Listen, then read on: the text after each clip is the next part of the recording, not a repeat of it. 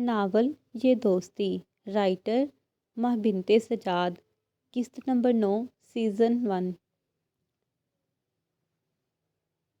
کاشان نے جمل کو بھی بتا دیا تھا کہ زعیم نے بالآخر اشان کو سب بتانے کا فیصلہ کر لیا تھا، جس پر جمل نے کوئی تاثر بھی نہیں دیا تھا۔ ویسے بھی اس کے کچھ کہنے سے کون سا بدل جانا تھا۔ کاشان کو امید تھی کہ وہ ضرور کچھ کہے گی، لیکن اس کی خاموشی پر وہ خود الجھ گیا تھا۔ زیان اشان کو اس کے گھر سے اپنے ساتھ لے کر کاشان کے پاس آیا تھا، جہاں سے وہ پنڈی کے لیے روانہ ہوئے تھے۔ کیونکہ نتاشا وہیں تھی جب انہوں نے اشان کو بتایا کہ وہ اسے نتاشا کے پاس لے کر جا رہے ہیں، تو اسے اپنی سماعت پر یقین ہی نہیں آیا۔ وہ بے یقینی سے ان دونوں کے چہرے دیکھنے لگا۔ کیا تم دونوں سچ کہہ رہے ہو؟ تم مجھے میری نتاشا کے پاس لے کر جا رہے ہو؟ اس نے کسی چھوٹے بچے کی طرح خوش ہوتے ہوئے پوچھا، جسے اس کا من پسند کھلونا دلوانے لے کر جا رہے ہوں۔ اس کی اس قدر خوشی پر انہوں نے ایک دوسرے کی جانب دیکھا۔ وہ ایک دوسرے سے بھی نظریں نہیں ملا پائے۔ وہ نہیں جانتے تھے کہ سچ جاننے بعد اشان کیا کرے گا، لیکن سچ جاننا بھی اس کا حق تھا۔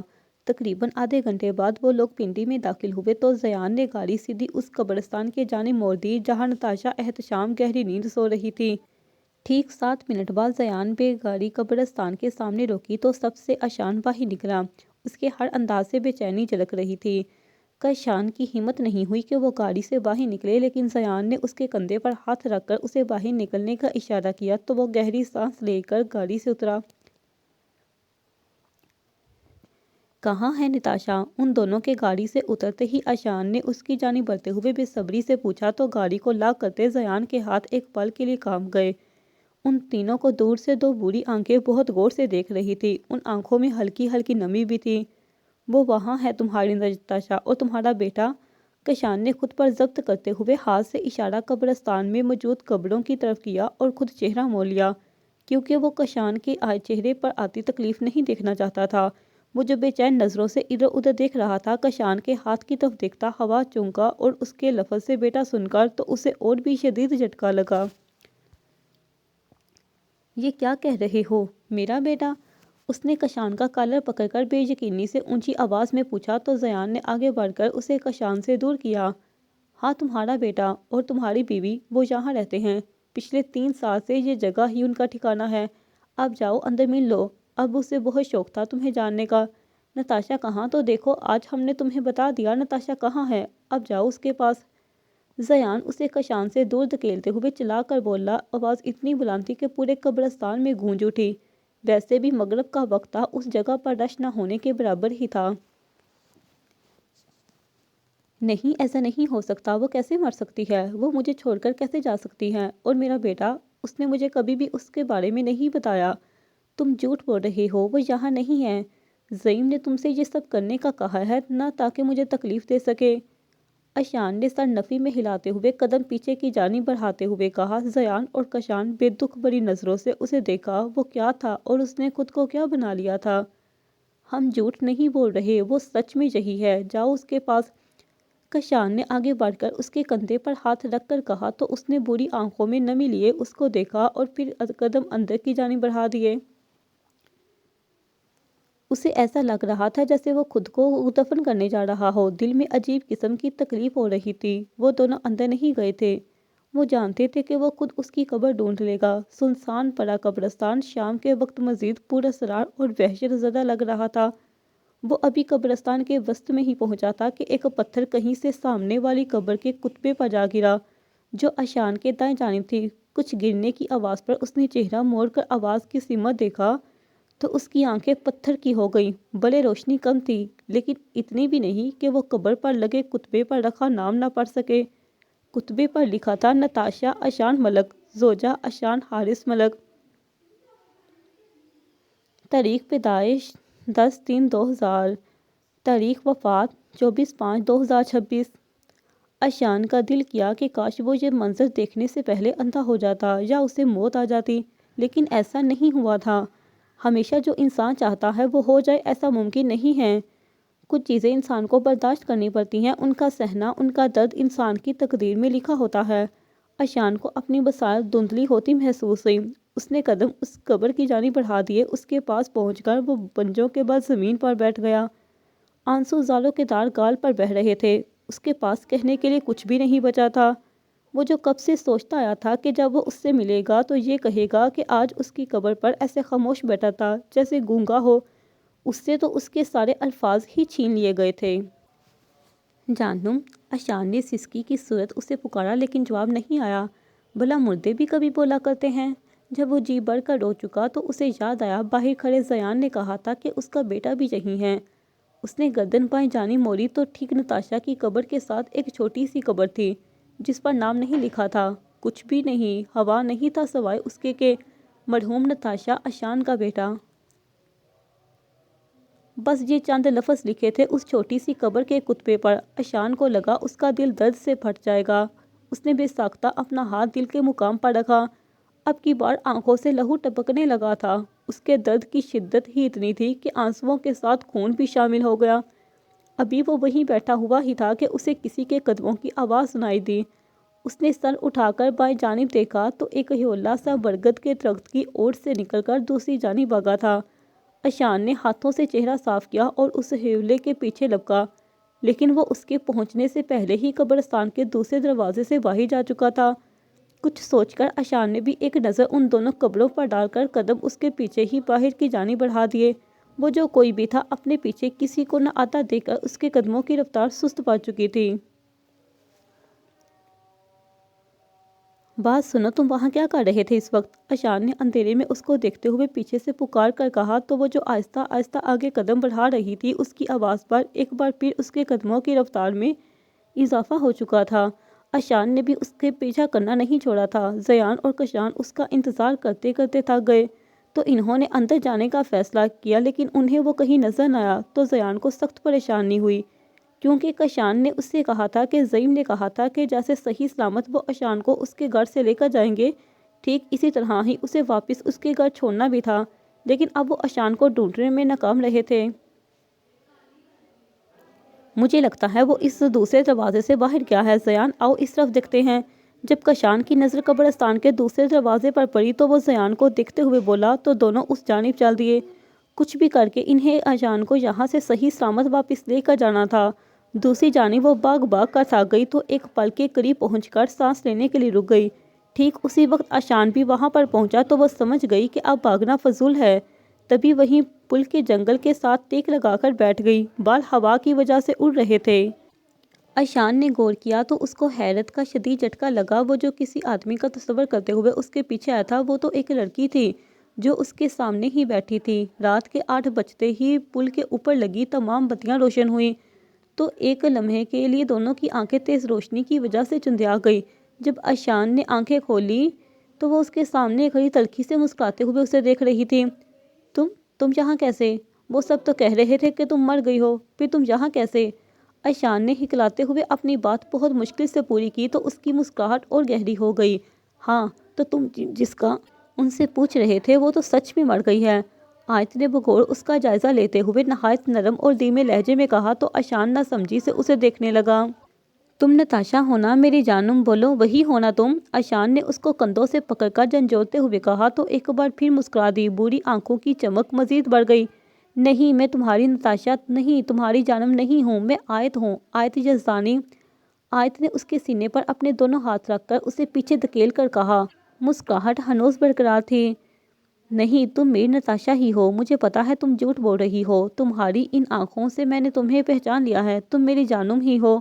اشان نفی میں سر ہلاتا ہوا پیچھے ہونے لگا۔ آنکھوں میں واضح بے یقینی تھی، جیسے وہ اب تک پہلے صدمے سے نہیں نکل پایا ہو اور اسے ایک اور صدمہ مل گیا تھا۔ چلو ٹھیک ہے، ہاں ہوں میں تمہاری نتاشا، تو کیا ہو جائے گا؟ اس سے کچھ بدل جائے گا؟ نہیں نا، تو پھر اس چیز سے فرق نہیں پڑتا کہ میں آیت ہوں یا نتاشا۔ آیت مسکراتے ہوئے اس کے پاس آ کر بولی اور اس کی آنکھوں میں دیکھنے لگی جیسے کچھ ڈھونڈنا چاہ رہی ہو، اور پھر اس کے چہرے کی مسکراہٹ ایک دم ہی سمٹ گئی، جیسے جس چیز کو اس کو تلاش تھی اس کے بدلے اسے کچھ اور اشان حارث ملک کی بری آنکھوں میں نظر آیا تھا۔ وہ بے یقینی سے قدم پیچھے لینے لگی۔ تو مجھے معاف کر دو، میں جانتا ہوں میں نے تمہارے ساتھ بہت برا کیا ہے، لیکن ایک بار، صرف ایک بار مجھے معاف کر دو، میں وعدہ کرتا ہوں سب ٹھیک کر دوں گا، بس ایک موقع دے دو مجھے۔ اشان نے اسے پیچھے ہٹتے دیکھا تو اس کے دونوں ہاتھ تھام کر بولا، نظریں اس کے چہرے پر ہی ٹکی تھیں۔ وہ پورے 4 سال بعد اسے اپنے سامنے دیکھ رہا تھا۔ چلو ٹھیک ہے، ایسا بھی کر کے دیکھ لیتے ہیں، میں تمہیں معاف کر دیتی ہوں ابھی اسی وقت، لیکن میری ایک شرط ہے۔ اشان کی آواز پر وہ خیالوں کی دنیا سے نکلتے ہوئے پر اسرار لہجے میں گویا ہوئی تو اشان اس کو دیکھنے لگا۔ کیسی شرط؟ تم جو کہو گی میں ماننے کو تیار ہوں، لیکن بات تم مجھے معاف کر کے واپس میرے ساتھ چلو۔ اشان نے اس کے ہاتھوں پر گرفت اور مضبوط کرتے ہوئے کہا کہ کہیں ایسا نہ ہو کہ یہ سب اس کا وہم ہو اور وہ اس کی نظروں کے سامنے سے غائب ہو جائے گی۔ ٹھیک ہے، پھر یہاں سے کود جاؤ، اگر زندہ بچ گئے تو میں تمہیں معاف کر دوں گی، نہیں تو۔ آیت نے نہایت ہی جذبات سے عاری سرد لہجے میں کہہ کر اس کے چہرے کی طرف دیکھا جس پر ایک درد بھری مسکراہٹ تھی۔ ایک پل کے لیے تو اس کی آنکھوں میں بھی نمی چمکی، لیکن آیت نے اسے کمال مہارت سے چھپا لیا۔ اگر تم یہی چاہتی ہو تو ٹھیک ہے، اگر تمہیں میری موت سے خوشی ملتی ہے تو ٹھیک ہے، میں تمہارے لیے مرنے سے بھی پیچھے نہیں ہٹوں گا۔ اشان نے کہتے ہوئے پل سے جھانک کر نیچے دیکھا۔ رات کی تاریکی کی وجہ سے نہر کا پانی بھی سیاہ لگ رہا تھا۔ پانی کا بہاؤ اتنا تیز تھا کہ یہاں تک آواز آ رہی تھی۔ اتنی آسانی سے تم مر نہیں سکتے، سمجھے؟ اتنی آسان سزا نہیں ہو سکتی تمہاری۔ وہ دونوں ہاتھ پل کے جنگلے پر رکھ کر ایک ٹانگ ابھی اوپر رکھی ہی تھی جب آیت اسے بازو سے کھینچ کر نیچے اتار کر ایک تھپڑ رکھ کر اس کے چہرے کے مارنے کے بعد غصے سے بولی۔ اشان پہلی مرتبہ اسے غصے میں دیکھا۔ اب کی بار آنکھوں میں آنسو واضح تھے جنہیں اس نے چھپانے کی کوشش بھی نہیں کی تھی۔ تم مجھے میرے 4 سال واپس لا کر دے سکتے ہو تو ٹھیک ہے، اگر میرا بیٹا مجھے لوٹا سکتے ہو تو ٹھیک ہے، میں معاف کر دوں گی تمہیں، اور اگر تم ایسا نہیں کر سکتے تو مجھے آج کے بعد اپنی صورت مت دکھانا، سمجھے؟ آیت غصے سے اسے دھکا دے کر چلا کر بولی۔ آنسوؤں سے چہرہ تر ہو چکا تھا لیکن اس نے آنسو صاف نہیں کیے تھے۔ آج 3 سال بعد اس کی آنکھوں میں آنسو آئے تھے جنہیں وہ بہا دینا چاہتی تھی۔ اشان کو وہیں چھوڑ کر وہ وہاں سے بھاگتی چلی گئی۔ بغیر پیچھے دیکھے وہ اسے دور جاتے دیکھتا رہا یہاں تک کہ وہ اندھیرے میں غائب ہو گئی۔ کشان اور زیان نے یہ نظارہ دور سے دیکھا تھا۔ انہیں شک ہوا کہ وہ نتاشا ہے، لیکن پھر اسے اپنا وہم سمجھتے ہوئے وہ دونوں اشان کی جانب بڑھے جو بت بنے کھڑا تھا، پھر اسے زبردستی اپنے ساتھ لے گئے۔ 3 سال قبل جس وقت آیت یزدانی کی گاڑی کو ٹرک نے ٹکر ماری تھی، اس وقت موقع پر ہی آیت کی موت گردن پر گاڑی کا شیشہ لگنے کی وجہ سے ہو گئی تھی۔ شیشہ سیدھا اس کی شارک میں لگا تھا جس کی وجہ سے وہ دوسری سانس تک نہ لے پائی اور زندگی سے ہاتھ دھو بیٹھی، جبکہ نتاشا کے سر پر چوٹ لگی تھی جو زیادہ گہری تو نہیں تھی، لیکن جو پہلے سے ہی بیمار ہو اس کے لیے چھوٹا سا زخم بھی بہت بڑا ثابت ہو سکتا ہے۔ آیت اشفاق یزدانی کی اکلوٹی بیٹی تھی جو اپنی ماں کے ساتھ ان کو چھوڑ کر آسٹریلیا چلی گئی تھی، اور آج شام 7 بجے کی فلائٹ سے ہی پاکستان ان کے پاس رہنے کے لیے آئی تھی، اور اشفاق یزدانی کے کچھ کاروباری دشمن اسی موقع کی تلاش میں تھے۔ ریاض امان جو ان کا سب سے بڑا دشمن تھا، اس نے اپنے کچھ لوگ اشفاق یزدانی کی بیٹی کے پیچھے لگا دیے تھے کہ جیسے ہی وہ پاکستان پہنچے اسے ختم کر دیا جائے۔ ان میں سے کسی نے بھی آیت کو نہیں دیکھا تھا، لیکن وہ اشفاق یزدانی کی گاڑی کو اچھے سے پہچانتے تھے۔ انہوں نے اپنا کام مکمل کر کے اپنے باز کو خوشخبری دے کر وہاں اپنے موجود ہونے کے سارے نشان مٹا کر وہاں سے چلے گئے، اپنے پیچھے ایک لاش اور ایک موت سے لگتے وجود کو چھوڑ کر۔ جب اشفاق یزدانی کو اس حادثے کی خبر ملی تو کچھ دیر تو وہ مارے صدمے کے کچھ بول ہی نہیں پائے، ان کے الفاظ ان کا ساتھ چھوڑ گئے تھے۔ اتنے سالوں بعد وہ اپنی بیٹی سے ملنے والے تھے، لیکن شاید قسمت کو کچھ اور ہی منظور تھا۔ ان کا انتظار اب ہمیشہ انتظار ہی رہنے والا تھا۔ جب وہ ہسپتال پہنچے تو ڈاکٹر انہیں آیت کی لاش کے پاس لائے تاکہ ایک بار وہ تصدیق کر لیں۔ اشفاق یزدانی نے کانپتے ہاتھوں سے لاش کے اوپر سے کپڑا ہٹایا تو ایک پل سے زیادہ وہ چہرہ دیکھ نہیں پائے۔ کتنا مشکل ہوتا ہے نا کہ جس چہرے کو ہم نے ہنستا مسکراتا ہوا دیکھا اور ایک دم سے اس کا مردہ وجود، اس کا سفید کفن میں لپٹا چہرہ دیکھنا پڑ جائے۔ اس وقت ایسی تکلیف ہوتی ہے جو بیان سے قاصر ہوتی ہے۔ کچھ ایسی ہی کیفیت سے اشفاق یزدانی بھی گزر رہے تھے۔ آنسو ان کے رخسار پر بہہ رہے تھے۔ سر، آپ کی بیٹی کے ساتھ حادثے کے وقت گاڑی میں ایک اور لڑکی بھی موجود تھی جو خوش قسمتی سے بچ گئی ہے، ابھی اس کا علاج جاری ہے۔ اگر آپ اس سے بھی ملنا چاہتے ہیں تو میرے ساتھ آئیں۔ ابھی وہ وہیں اپنی بیٹی کے مردہ وجود کے پاس ہی کھڑے تھے جب ایک دوسرا ڈاکٹر ان کے پاس آ کر بولا۔ پہلے تو ان کو حیرت ہوئی کہ بھلا آسٹریلیا سے آتے ہی ایسی کون سی لڑکی آیت کو مل گئی تھی جو اس وقت اس کے ساتھ موجود تھی۔ اشفاق جزدانی کو اس لڑکی میں کچھ دلچسپی نہ ہوتی۔ اگر وہ لڑکی آخری وقت میں ان کی بیٹی کے ساتھ نہ ہوتی تو کچھ سوچ کر وہ ڈاکٹر کے ساتھ چل پڑے۔ دروازے میں لگے شیشے میں نتاشا کو دیکھا، جس کو آکسیجن ماسک لگایا گیا تھا اور ماتھے پر پٹی کی گئی تھی۔ فی الحال وہ دوائیوں کے زیر اثر سو رہی تھی۔ تھوڑی دیر بعد جب اسے ہوش آیا تو انہوں نے اس سے بات کرنے کی کوشش کی، لیکن وہ خالی خالی نظروں سے ان کو دیکھے گئی۔ بولی کچھ نہیں۔ اس کی حالت دیکھ کر انہوں نے اس کے گھر والوں کے بارے میں پتہ کروایا اور ان سے بات کی۔ احتشام صاحب کو اسپتال آنے کا کہہ کر وہ ان کا انتظار کرنے لگے۔ جب نتاشا نے اپنے بابا کو دیکھا تو ان کے سینے سے لگ کر پھوٹ پھوٹ کر رو دی۔ نتاشا کو دیکھتے ہی اشفاق صاحب کو بار بار اپنی آیت یاد آ رہی تھی، جو بالکل نتاشا کے جیسے ہی تھی۔ نہیں بابا، میں اب یہاں نہیں رہ سکتی۔ اگر یہاں رہی تو یا پاگل ہو جاؤں گی یا پھر مر جاؤں گی۔ جب احتشام نے نتاشا کو گھر چلنے کا کہا تو اس نے یہ کہہ کر انکار کر دیا، جس وہ بے بسی سے بیٹی کو دیکھنے لگے۔ احتشام صاحب، اگر آپ اجازت دیں تو میں آپ کی بیٹی کو کچھ عرصہ اپنے پاس رکھنا چاہوں گا، جب تک یہ مکمل طور پر ٹھیک نہیں ہو جاتی، اور ویسے بھی شاید اس طرح یہ مجھے میری آیت کی یاد تازہ رکھنے میں بھی مدد دے سکے۔ اشفاق جزدانی نے ان کے کندھوں پر ہاتھ رکھ کر کہا تو انہوں نے چونک کر ان کی جانب دیکھا۔ لیکن ایسا کیسے ممکن ہے؟ میں کیسے اپنی بیٹی آپ کے سپرد کر دوں؟ میں ایک بار پہلے ہی ایسا کر کے پچھتا رہا ہوں، دوبارہ ایسی غلطی نہیں کرنا چاہتا۔ احتشام صاحب نے اپنے کندھے سے ان کا ہاتھ ہٹاتے ہوئے حتمی لہجے میں کہا اور نتاشا کی جانب متوجہ ہو گئے، جو اشفاق جزدانی کو دیکھ رہی تھی۔ بابا، میں ان کے ساتھ جانا چاہتی ہوں۔ پچھلی دفعہ آپ نے میری زندگی کے بارے میں فیصلہ کیا تھا، لیکن اس دفعہ یہ فیصلہ مجھے کرنے دیں، یہ میرا درخواست ہے۔ نتاشا نے باپ کے ہاتھ میں اپنے ہاتھوں میں لے کر کہا تو اپنی نتاشا کو دیکھنے لگے، جو ان سے کیسے مطالبہ کر رہی تھی، لیکن تھوڑی بہت مذمت کے بعد بالآخر وہ مان ہی گئے تھے۔ آپ نے مجھ پر اعتبار کیا ہے اور میں آپ کا اعتماد کبھی نہیں توڑوں گا، اس بات کا یقین رکھیے گا۔ اور ہاں، ایک بات اور، آج جو لڑکی مری ہے وہ میری بیٹی آیت نہیں بلکہ آپ کی بیٹی نتاشا ہے۔ سب کو یہی بات پتہ ہونی چاہیے۔ آج سے نتاشا احتشام آیت جزدانی ہے، صرف آپ اور میں ہی اس کی حقیقت سے واقف ہیں۔ ٹھیک ہے احتشام صاحب، انہوں نے احتشام صاحب کو جانے سے پہلے ہدایت کرتے ہوئے کہا تو سر ہلا کر وہاں سے چلے گئے تھے۔ ایک دفعہ پھر اپنی بیٹی کو غیروں کے حوالے کر کے اشفاق جزدانی اس کے مکمل ٹھیک ہوتے ہی اسے آسٹریلیا لے کر چلے گئے تھے، جہاں ان کا بھتیجا پہلے سے ہی رہائش پذیر تھا۔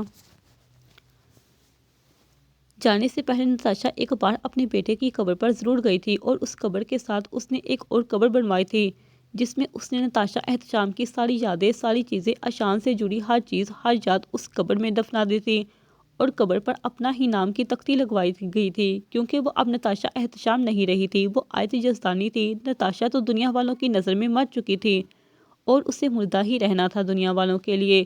آسٹریلیا سے کچھ عرصہ پہلے ہی لوٹی تھی، اور سب سے پہلے وہ جس سے ملی تھی وہ تھا زعیم احد ملک۔ وہ اس سے جزدانی انڈسٹریز کی سی او بن کر ملی تھی، اور اس کا مقصد ایک بار پھر اپنے پیاروں کی زندگی میں شامل ہونے کا تھا، جو زعیم کے ذریعے زیادہ آسان تھا، کیونکہ اشفاق جزدانی کئی بار زعیم کی کمپنی کے ساتھ کام کر چکے تھے، اسی وجہ سے آیت کو کچھ مشکل پیش نہیں آئی تھی۔ واپس پاکستان آنے کے بعد وہ ایک بار اپنے بیٹے کی قبر پر ضرور گئی تھی، اور ساتھ نتاشا احتشام کی قبر پر بھی، لیکن دوسری بار جب وہ پنڈی والے قبرستان پہنچی تو وہاں پہلے سے ہی زیان، اشان اور کشان موجود تھے۔ اس نے قدم قبرستان کے دوسرے دروازے کی جانب بڑھا دیے اور وہاں رک کر ان کے جانے کا انتظار کرنے لگی، لیکن وہاں سے جاتے ہوئے اشان نے اس کو دیکھ لیا تھا۔ زیان اور کشان اسے اس کے گھر واپس لاہور چھوڑ کر خود اسلام آباد چلے آئے تھے، تاکہ زعیم سے ایک بار مل کر بات کر سکیں، لیکن رات کافی ہونے کے باعث اسے صبح ملنے کا ارادہ کرتے ہوئے وہ دونوں اپنے گھروں کو چلے گئے۔ گھر پہنچتے ہی وہ سیدھا اپنے کمرے میں گیا اور دروازہ بند کر کے بیڈ پر بیٹھنے کی بجائے نیچے ٹھنڈے فرش پر ہی بیٹھ گیا۔ اس کا دماغ سن ہو رہا تھا، سمجھ نہیں آ رہا تھا کہ اس کے ساتھ اچانک ہوا کیا ہے۔ ایک طرف وہ لوگ اسے نتاشا کی قبر پر لے کر جاتے ہیں، اور دوسری طرف نتاشا خود اس سے ملتی ہے اور کہتی ہے کہ وہ اسے معاف کر دے گی اگر وہ اس کا بیٹا اور 4 سال واپس لا کر دے۔ تو بھلا ایسا کہاں ممکن ہوتا ہے کہ کسی کی زندگی کے گزرے ہوئے سال واپس لائے جا سکیں، یا کسی کے نیڑے ہوئے واپس لائے جا سکیں؟ یہ دونوں باتیں ہی ناممکن تھی، اور اس کا ایک ہی مطلب تھا کہ نتاشا احتشام عرف آیت جزدانی اسے معاف کرنا ہی نہیں چاہتی تھی، تبھی ایسی شرط رکھی ہے۔ اس نے اس کے سر درد شدید ہونے رہا تھا، خود کو وہ مشکل گھسیٹ کر وہ بیڈ کے قریب لایا اور پھر دراز سے نیند کی گولیاں نکال کر منہ رکھ کر بغیر پانی کے ہی نکل گیا۔ اس وقت اسے سکون کی اشد ضرورت تھی جو صرف ایسے ہی ممکن تھا۔ آہستہ آہستہ گولیوں نے اپنا اثر دکھایا اور وہ بے سدھ ہوتا گیا۔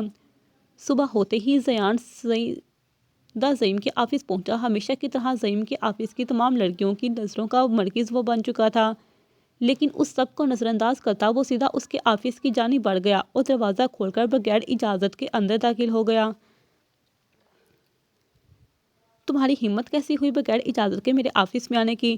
وہ جو لیپ ٹاپ پر کام کرنے میں مصروف تھا دروازہ کھلنے کی آواز پر اس ہمت دیکھا تو سامنے زیان کو دیکھ کر اس کا پارا چڑھ گیا۔ تبھی غصے سے اپنی جگہ سے اٹھتے ہوئے بولا، تم سے بات کرنی تھی اس لیے آیا ہوں۔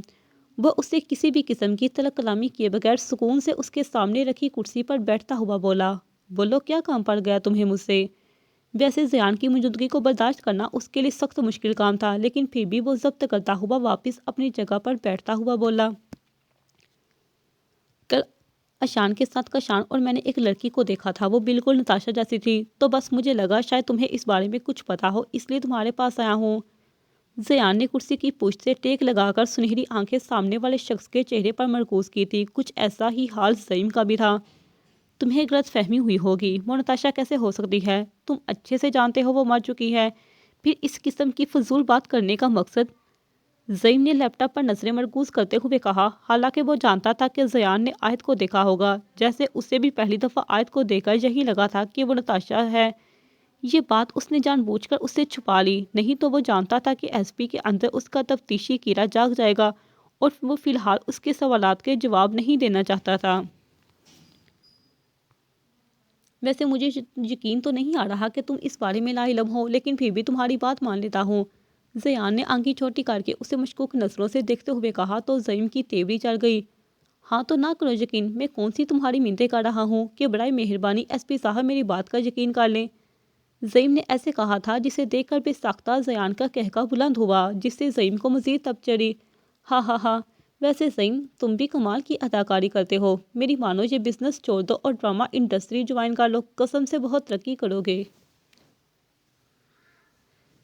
زیان نے مسکراتے ہوئے کہا، مقصد محض اسے زچ کرنا تھا جس میں وہ کامیابی ہو رہا تھا۔ بہت شکریہ تمہارے مفید مشورے کا، ابھی دفع ہو جاؤ یہاں سے۔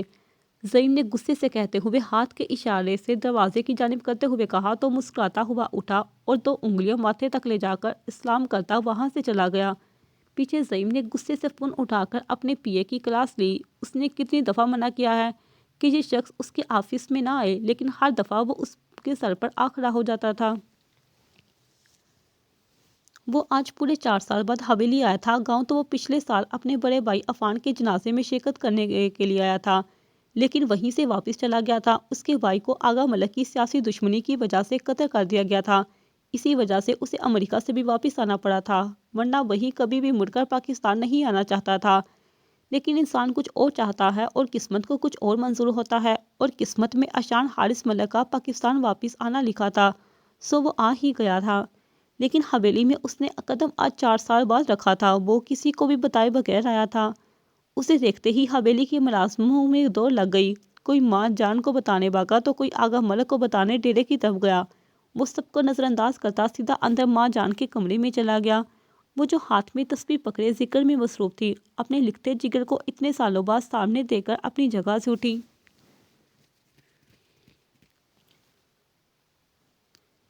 ماں جان کیسی ہیں آپ؟ اشان نے آگے بڑھ کر ان کے دونوں ہاتھ عقیدت سے چوم کر آنکھوں سے لگائے تو وہ نم آنکھوں سے مسکرا دی اور اس کے سر پر ہاتھ پھیرا۔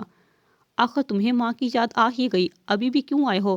جیسے بھائی کے جنازے پر آئے تھے ویسے ہی میرے جنازے پر بھی آ جاتے۔ انہوں نے اس کا ماتھا چوم کر شکوہ کرتے ہوئے کہا تو اشان کا دل ماں کی بات پر کٹ سا گیا۔ پلیز ماں جان ایسا تو نہ کہیں، ورنہ جو میری سانسیں چل رہی ہیں ابھی یہی ختم ہو جائیں گی، یہ ظلم نہ کریں۔ اس نے تڑپ کر ماں کے دونوں ہاتھ تھام کر کہا تو انہوں نے اسے گلے سے لگا لیا اور اس پیٹھ سہلانے لگی۔ انہیں اس چیز کی عادت تھی، کیونکہ جب اشان چھوٹا تھا اور اداس ہوتا تو وہ اسی طرح ان کے پاس آ جایا کرتا تھا، اور وہ ہمیشہ اسی طرح اسے خود سے لگا کر تسلی دیتی تھی۔ ان کے لیے آج بھی اشان وہی 5 سال کا بچہ تھا۔ اب تم میرے کلیجے پر چھرا گھونپ رہے ہو اس طرح کی باتیں کر کے۔ انہوں نے اسے خود سے الگ کیا اور اسے لے کر ساتھ بیڈ پر بیٹھتی ہوئی بولی، اشان ان کے پاس بیڈ پر نہیں بیٹھا تھا بلکہ وہ ان کے گھٹنوں پر سر رکھ کر نیچے زمین پر ہی بیٹھ گیا تھا۔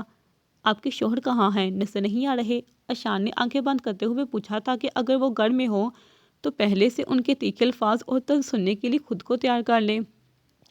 تمہارے بابا ہیں، وہ ٹھیک ہے نا؟ عزت کیا کرو ان کی، اور وہ اس وقت ڈیرے پر موجود ہوتے ہیں۔ شاید تمہیں یاد نہیں، تم شہر جا کر بدل گئے، لیکن جہاں اس گاؤں اور حویلی میں کچھ نہیں بدلا۔ انہوں نے اس کے سر پر تھپڑ رسید کرتے ہوئے کہا۔ البتہ تھپڑ زیادہ زور کا نہیں تھا، لیکن ان کی بری آنکھوں میں خفگی ضرور تھی۔ ہاں، وہ تو مجھے یہاں پر قدم رکھتے ہی پتہ چل گیا تھا کہ یہاں کچھ نہیں بدلا، نہ انسان، نہ چیزیں اور نہ پرانی روایت، سب آج بھی پہلے جیسا ہی ہے۔ اس نے ماں کے چہرے کو غور سے دیکھتے ہوئے کہا، جو آنکھوں میں غصہ لیے اسے ہی گھور رہی تھی۔ انہیں دیکھتے ہوئے وہ مسکرا دیا تو وہ بھی ہنسی۔ کتنے عرصے بعد ان کی حویلی میں ان کی ہنسی گونجی تھی، وہ خود بھی نہیں جانتی تھی۔ کیوں آئے ہو؟ اتنا تو یقین ہے مجھے، ماں باپ کی محبت میں تو یہاں نہیں آئے۔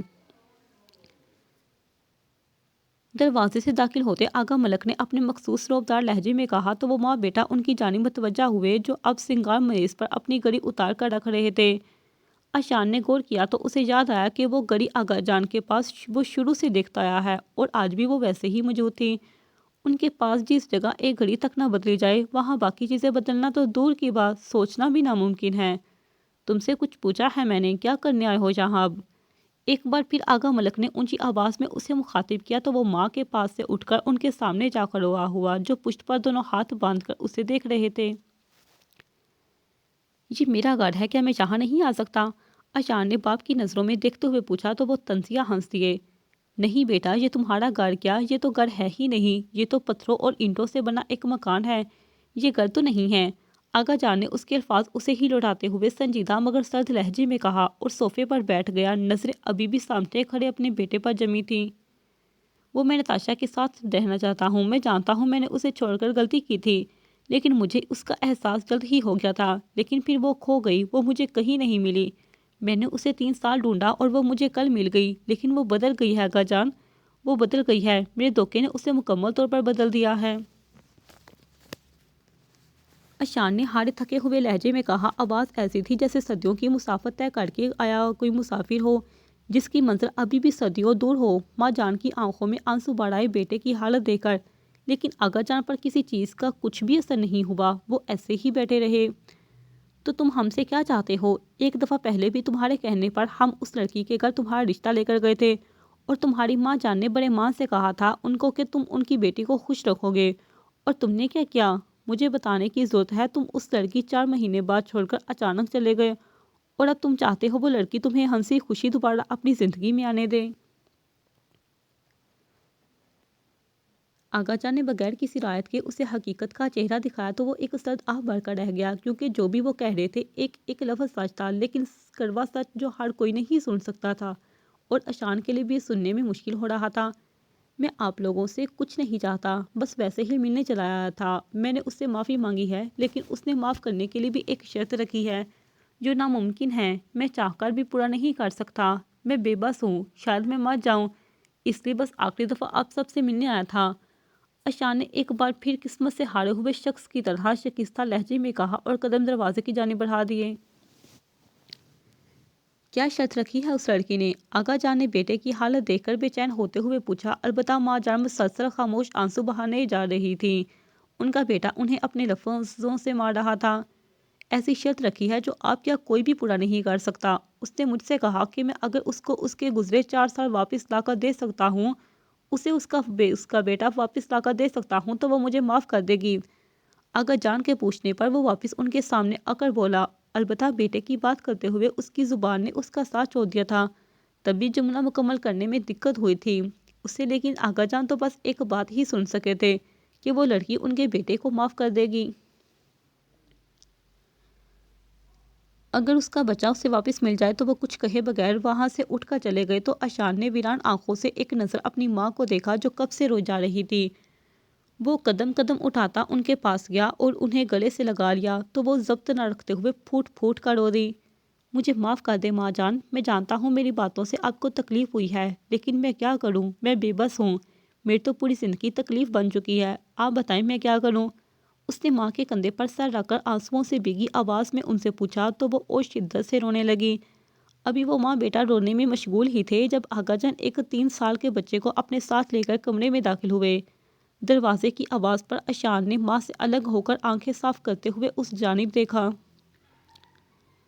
یہاں آؤ اشان، آغا جان نے اسے ہاتھ کے اشارے سے اپنی طرف بلاتے ہوئے کہا تو ان کے پاس جانے لگا۔ نظریں اس چھوٹے سے بچے پر ٹکی تھی جو اپنی گول گول بری آنکھوں سے اسے ہی دیکھ رہا تھا۔ اشان کو وہ آنکھیں جیسی لگی تھیں، کسی اپنے جیسی۔ پھر اسے یاد آیا کہ وہ بچہ کون ہے۔ وہ اس کے بھائی کا بیٹا تھا، ذہان ہائم، جس کا نام اس نے خود ہی رکھا تھا عفان کے اصرار کرنے پر۔ اسے لے جاؤ اس لڑکی کے پاس۔ آغا جان نے اس کے پاس آتے ہی بچے کا ہاتھ اسے پکڑاتے ہوئے کہا تو اشان نے چونک کر انہیں دیکھا۔ کچھ ایسی ہی حالت ماں جان کی بھی تھی۔ کیا مطلب آغا جان، میں اس کو نتاشا کے پاس کیوں لے جاؤں؟ اس نے نہ سمجھی سے ان کو دیکھتے ہوئے سوال کیا تو نظریں چرا گئے۔ تم نے ابھی کہا تھا کہ اس نے شرط لگی ہے کہ اگر اس کا بیٹا اسے واپس مل جائے گا تو وہ تمہیں معاف کر دے گی، تو یہ اس کا بیٹا ہے۔ آغا جان نے ذہان کا ہاتھ اس کے ہاتھ میں دے کر کہا اور خود صوفے پر ڈے سے گئے۔ یہ آپ کیا کہہ رہی ہیں؟ مجھے کچھ سمجھ نہیں آ رہا۔ یہ عفان بھائی اور نادیہ اپو کا بیٹا ہے اور آپ کہہ رہی ہیں کہ… اشان نے بات ادھوری چھوڑ کر باپ کی طرف دیکھا جن کی نظریں جھکی ہوئی تھی۔ پھر انہوں نے کہنا شروع کیا۔ ذہان عفان اور نادیہ کا بیٹا نہیں ہے، یہ تمہارا اور نتاشا کا بیٹا ہے۔ تم جب اسے چھوڑ کر گئے تھے تب وہ امید سے تھی، لیکن اس نے یہ بات تمہارے جانے کے بعد کسی کو بھی نہیں بتائی۔ ہم میں سے وہ تو جس ہسپتال میں ہم نادیہ کو لے کر گئے تھے، آپریشن کے وہ لڑکی بھی اسی ہسپتال میں داخل تھی۔ نادیہ نے ایک مردہ بچے کو جنم دیا تھا، جبکہ اس لڑکی کے ہاں بیٹا پیدا ہوا تھا۔ تو مجھے لگا کہ وہ اس بچے کی پرورش اس طرح نہیں کر سکتی جیسے ہم سب مل کر کریں گے، اور ویسے بھی تم اس کو چھوڑ کر جا چکے تھے، تو بھلا وہ اکیلی بچے کو کیسے سنبھالتی؟ بس یہی سوچ کر میں نے اس لڑکی کی ڈاکٹر کچھ پیسے دے کر بچوں کو بدل دیا۔ نادیہ کا مردہ بیٹا نتاشا کے پاس اور نتاشا کا بیٹا نادیہ کے پاس تھا۔ میرے علاوہ کوئی بھی یہ بات نہیں جانتا تھا کہ ذہان عفان کا نہیں بلکہ تمہارا بیٹا ہے، اور شاید یہ بات کبھی میں تمہیں بتاتا بھی نہ، اگر تم اس لڑکی کے فراق میں اپنی یہ ہاتھ نہ کر لی ہوتی۔ میں بس نادیہ کی سنی گود اور اپنے گھر کے وارث کو اپنی نظروں کے سامنے رکھنا چاہتا تھا۔ آغا جان نے اپنی بات مکمل کر کے اشان کی جانب دیکھا تو وہ اجنبی نظروں سے انہیں دیکھ رہا تھا۔ آنکھیں ضبط کے باعث سرخ ہو رہی تھی اور دماغ کی رگیں تن چکی تھیں۔ آپ نے اتنا بڑا کھیل کھیلا اور ہم سب کو انجام رکھا، ایک بچے کو اس کی ماں سے جدا کر دیا، ایک بہو کی گود بھرنے کے لیے آپ نے دوسری بہو کی گود اجاڑ دی۔ آپ پوچھتے تھے نا مجھ سے ہمیشہ کہ مجھے اس حویلی میں رہنا کیوں پسند نہیں، تو سنیں، یہ آپ کی اس سیاسی سوچ، دوگلے پن اور دوسروں کی زندگیوں کے فیصلے ان کو خود کرنے کی بجائے آپ جو اپنے فیصلے ان پر تھوپتے ہیں، انہیں سب چیزوں کی وجہ سے مجھے یہاں رہنا پسند نہیں ہے۔ مجھے وحشت ہوتی ہے اس حویلی جہاں نہ جانے کتنے لوگوں کی خاموش سیسکیاں دفن ہیں۔ اشان نے بے یقینی سے باپ کو دیکھتے ہوئے سخت لہجے میں اور اونچی آواز میں کہا، جبکہ نادیہ دروازے پر کھڑی سب سن چکی تھی۔ مطلب اب تک وہ کسی اور کے بچے پر اپنا مان پیار کرتی آئی تھی۔ کبھی کبھی وہ سوچتی تھی کہ جو محبت اور ممتا وہ اپنے چھوٹے بیٹے حسان کے لیے محسوس کرتی ہے، وہ ذہان کے لیے کیوں محسوس نہیں کرتی؟ اور آج اسے اس بات کا جواب بھی مل گیا تھا۔ بھلا وہ ممتا اور محبت محسوس بھی کیسے کرتی؟ وہ تو اس کا بچہ تھا ہی نہیں، وہ تو کسی اور کی گود کا پھول تھا جو اس کے چچا سسر نے اس کی گود میں لا کر رکھ دیا تھا۔ وہ بغیر کسی کی طرف دیکھے دروازے سے ہی پلٹ گئی۔ بیٹا، میں نے اس وقت وہی کیا جو مجھے ٹھیک لگا، تم خود سوچو وہ کیسے ذہان کو اکیلے پالتی۔ تمہیں معاشرے کا تو پتہ ہے نا، وہ اکیلی عورت کے ساتھ کیسا سلوک کرتا ہے۔ میں نے بس تمہارے بیٹے کی بھلائی چاہی تھی۔ آغا جان نے اٹھ کر اسے کندھوں سے پکڑ کر کہا، انداز ایسا تھا جیسے کسی بچے کو بہلا رہے ہوں۔ اس بچے کا باپ زندہ تھا، مرا نہیں تھا۔ اب مجھے بھی بتا سکتے تھے اس سب کے بارے میں، لیکن نہیں، آپ نے اپنی منمانی کی ہمیشہ کی طرح۔ آپ کی اسی منمانی کی وجہ سے عفان بھائی موت کے منہ میں چلے گئے، اور آج آپ اسی منمانی کی وجہ سے اپنے دوسرے بیٹے کو بھی کھو دیا۔ اشان نے ان کے ہاتھ کندھے سے ہٹا کر سرد لہجے میں کہا، اور ایک آخری بار ماں جان سے مل کر ذہان کو اٹھا کر وہاں سے چلا گیا۔ اب کی بار کبھی نہ واپس آنے کے لیے۔ پیچھے آغا جان شکستہ انداز میں صوفے پر ڈے گئے اور سر دونوں ہاتھوں میں تھام لیا۔ آج ان کا بیٹا انہیں آئینہ دکھا گیا تھا جس سے وہ ہمیشہ سے نظریں چراتے آئے تھے۔ ماں جان اپنے آنسو صاف کرتی اٹھ کر ان کے پاس آ کر بیٹھ گئی۔ ملک صاحب مبارک ہو، آپ کو اپنے منمانی کر لی اور سب کچھ ختم کر دیا۔ میں نے آپ کو ہمیشہ سے سمجھانا چاہا کہ بچوں کی زندگی کے فیصلے ان سے پوچھ کر کریں، لیکن نہیں، آپ نے میری کبھی نہیں سنی۔ پہلے عفان کی شادی زبردستی نادیہ سے کروا دی، پھر اسے زبردستی سیاست میں بھی شامل کر لیا، اور آج آپ کی مہربانی کی وجہ سے ہی میرا بچہ میرے پاس نہیں ہے۔ وہ آپ کی سیاست کی بین چڑھ گیا، اور عشان اس زندگی تباہ کرنے میں تو خیر آپ نے کوئی کسر نہیں چھوڑی۔ پہلے اسے اس شوق پورا کرنے کی اجازت نہیں دی۔ ایک سنگر بننا چاہتا تھا، لیکن آپ نے اسے حویلی میں قید کر دیا، اور جب وہ آپ کی قید سے بھاگ گیا تو آپ نے اس سے سارے رشتے ختم کر دیے، اور جب بھی آپ راضی نہیں ہوئے تھے تو اس کے بیوی بچے کے بارے میں اس سے سچ چھپایا۔ واہ ملک صاحب واہ، آپ کی یہ سیاست اور سیاسی سوچ جس نے میرے بچے مجھ سے چھین لیے۔ ماں جان جو اتنے سالوں سے چپ تھی، آج سارا غبار ان پر نکالتے ہوئے سخت لہجے میں بول کر ان کی طرف دیکھے بغیر کمرے سے چلی گئی۔ پیچھے آقا جان پچھتاوے میں گرے بیٹھے رہے۔ جاری ہے۔